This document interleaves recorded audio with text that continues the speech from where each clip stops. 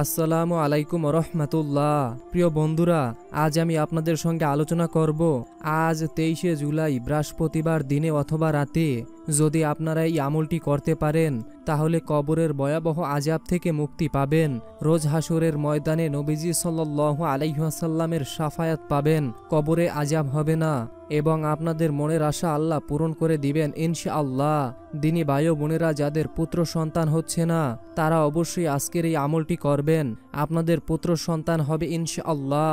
এজন্য মনের ভিতরে বিশ্বাস ও আল্লাহর উপর ভরসা নিয়ে জীবনে একবার হলেও আমলটি করবেন।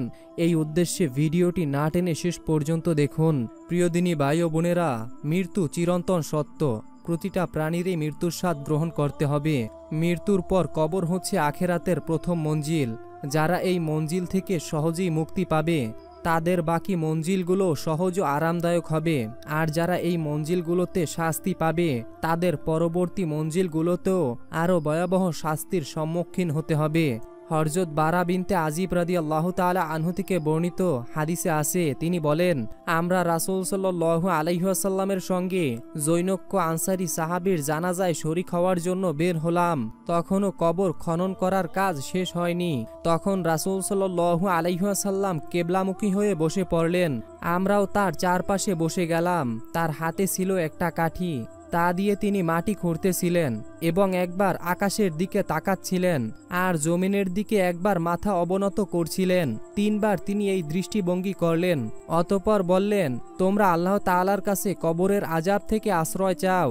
এই কথাটি নবীজি সাল্লাল্লাহু আলাইহি ওয়াসাল্লাম তিনবার বললেন এবং এই দোয়াটিও তাদেরকে বলে দিলেন। দোয়াটি হচ্ছে, বিসমিল্লাহির রহমানির রহিম, আল্লাহুম্মা ইন্নী আউযুবিকা মিনাল আযাবিল কবরি। অর্থ, হে আল্লাহ, আমি আপনার কাছে কবরের আযাব থেকে আশ্রয় চাই। নবীজি সাল্লাল্লাহু আলাইহি ওয়াসাল্লাম কবরের ভয়ের আযাবে যেমন কাঁদেন তেমনি তিনি কবরের আযাবের ব্যাপারে উম্মাতকে সুস্পষ্ট দিক নির্দেশনা দিয়েছেন। বিশেষ এই দোয়াটিও শিখিয়ে দিয়েছেন, যে দোয়াটি আপনাদেরকে এইমাত্র আমি বলে দিলাম। আবু হুরায়রা রাদিয়াল্লাহু তাআলা আনহু থেকে বর্ণিত, তিনি বর্ণনা করেন, রাসূল সাল্লাল্লাহু আলাইহি ওয়াসাল্লাম বলেছেন, তোমরা যখনই কেউ নামাজে তাশাহুদ পড়বে তখন চারটি জিনিস থেকে রক্ষা পাওয়ার জন্য প্রার্থনা করবে। এই দোয়াটি করবে। দোয়াটি বলে দিচ্ছি, অবশ্যই মনোযোগ সহকারে শুনুন এবং মুখস্থ করে রাখুন। বিসমিল্লাহির রহমানির রহিম, আল্লাহুম্মা ইন্নী আউযুবিকা মিনাল আযাবি জাহান্নাম অমিন আযাবিল কবর অমিন ফিতনাতিল মাহিয়া ওয়াল মামাতি অমিন শাররি ফিতনাতিল মাসিহিদ দাজ্জাল। অর্থ, হে আল্লাহ, আমি আপনার কাছে জাহান্নামের আযাব থেকে আশ্রয় চাই, কবরের আযাব থেকে আশ্রয় চাই, জীবন মৃত্যুর ফিতনা থেকে আশ্রয় চাই, আর মাসিহিদ দাজ্জালের ফিতনা থেকে আশ্রয় চাই। মুসলিম শরীফের হাদিস। সুবহানাল্লাহ, সুবহানাল্লাহ। এরপরে সূরা মুলক তেলাওয়াত করা অথবা তার তেলাওয়াত শোনা। যে ব্যক্তি সূরা মুলক তেলাওয়াত করবে অথবা তার তেলাওয়াত মনোযোগ সহকারে শুনবে, আল্লাহ তাআলা তার কবরের আযাব থেকে মুক্তি দেবেন। হযরত ওসমান রাদিয়াল্লাহু তাআলা আনহু যখন কবরের পাশ দিয়ে যেতেন তখন কান্নায় তার দাড়ি ও বুক বেসে যেত। লোকেরা জিজ্ঞাসা করত, আপনি জান্নাত ও জাহান্নামের বয়ান শুনেও এত বেশি কান্নাকাটি করেন না, কিন্তু কবরের পাশ দিয়ে গেলে এত কান্নাকাটি করেন কেন? তিনি বললেন, আমি রাসূল সাল্লাল্লাহু আলাইহি ওয়াসাল্লামের কাছে শুনেছি, কবর আখিরাতের প্রথম ঘাঁটি। যে ব্যক্তি এখানে মুক্তি পেয়ে গেল তার জন্য সমস্ত ঘাঁটি সহজ হয়ে যাবে, আর যে ব্যক্তি এখানে মুক্তি পাবে না তার জন্য হাসর নাসর আরো ভয়ঙ্কর হয়ে দাঁড়াবে। তবে প্রতিদিন এশারের নামাজের পর রাতে ঘুমানোর আগে যে ব্যক্তি তাবারাকাল্লাজি অর্থাৎ সূরা মুলকের তেলাওয়াত করবে অথবা তার তেলাওয়াত মনোযোগ সহকারে শুনবে, তার মৃত্যুর পর কবরের আযাব মাফ করে দেওয়া হবে। সুবহানাল্লাহ। তিরমিজি শরীফের হাদিস 2890। সুবহানাল্লাহ, আল্লাহু আকবার।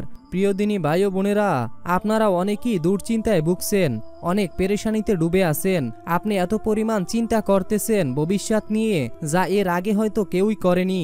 দোয়া একটি স্বতন্ত্র ইবাদত। বান্দা আল্লাহর নিকট দোয়া না করলে আল্লাহ রাগান্বিত হন। অর্থাৎ বান্দা যদি আল্লাহর কাছে কোনো কিছুর দোয়া না করে তাহলে বান্দার প্রতি আল্লাহ রাগান্বিত হন। তিনি বান্দার ডাকে সর্বদা সাড়া দেন। আল্লাহ তাআলা কোরআনে বলেন, তোমরা আমাকে ডাকো, আমি তোমাদের ডাকে সাড়া দেব। সূরা মুমিন আয়াত 60। দিনী ভাই ও বোনেরা, এখন আমি আপনাদেরকে সেই দুশ্চিন্তা থেকে মুক্তির দোয়াটি বলে দিচ্ছি। হাসবুন আল্লাহু লা ইলাহা ইল্লাহুয়া আলাইহি ওয়াহুয়া রব্বুল আরশিল আউজিম।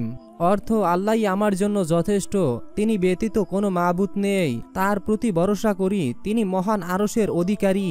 সুবহানাল্লাহ, সুবহানাল্লাহ। হযরত আবু দারদা বলেন, যে ব্যক্তি সকালে বিকালে 7 বার এই দোয়াটি পড়বে, যে ব্যক্তি এই দোয়াটি আল্লাহ তাআলার উপরে ইয়াকিন এবং বিশ্বাস নিয়ে পাঠ করবে, আল্লাহ তাআলা তার দুনিয়া ও আখিরাতের সমস্ত দুশ্চিন্তা ও পেরেশানি মিটিয়ে দেবেন। হযরত আবু হুরায়রা রাদিয়াল্লাহু তাআলা আনহু থেকে বর্ণিত, নবীজি সাল্লাল্লাহু আলাইহি ওয়াসাল্লাম বলেন, তোমাদের প্রত্যেক ব্যক্তির দোয়া কবুল হয় যদি সে তাড়াহুড়া না করে আর বলে যে আমি দোয়া করলাম কিন্তু আমার দোয়া তো কবুল হলো না। হাদিস শরীফে এসেছে, হযরত জাবের রাদিয়াল্লাহু তাআলা আনহু বলেন, আমি আল্লাহর রাসূল সাল্লাল্লাহু আলাইহি ওয়াসাল্লামকে বলতে শুনেছি, কোনো ব্যক্তি আল্লাহ তাআলার কাছে কোনো কিছুর প্রার্থনা করলে আল্লাহ তাআলা তাকে তা দান করেন, অথবা তা দ্বারা তার দুনিয়াবি কোনো ক্ষতি তার উপর থেকে উঠিয়ে নেন, যতক্ষণ না সে কোনো পাপাচারে লিপ্ত হয় বা আত্মীয়তার সম্পর্ক ছিন্ন করার জন্য দোয়া করে। তো দিনী ভাই ও বোনেরা, যেহেতু সূরা মুলক শোনার ফজিলাত অনেক, এটি শুনতে শুনতে আপনারা যা চিন্তা করবেন আল্লাহ তাআলা তাই কবুল করবেন। এজন্য আপনাদেরকে অনুরোধ করে বলবো, এই সূরাটিকে শুনবেন। এই সূরাটি শুনতে আপনার সর্বোচ্চ সময় লাগবে 20 থেকে 30 মিনিট। এই সূরাটি যদি আপনারা শুনতে পারেন, আমি গ্যারান্টি দিয়ে বলতে পারি আপনার জীবনের সকল সমস্যা আল্লাহ তাআলা দূর করে দিবেন। সকল প্রকার বিপদ আপদ ও বালা মুসিবত আপনার উপর থেকে উঠে যাবে। দুষ্ট শয়তান জিনের বদনজর থেকে আল্লাহ তাআলা হেফাজত করবেন। তো দিনী ভাই ও বোনেরা, এজন্য আপনাদেরকে সূরাটি প্রথম থেকে শেষ পর্যন্ত শুনতে হবে। মহান আল্লাহর কাছে দোয়া করি, হে আল্লাহ, আজ যে আশা নিয়ে আপনার পবিত্র কোরআনের এই সূরাটিকে প্রথম থেকে শেষ পর্যন্ত মনোযোগ সহকারে শুনছে বা শুনবে,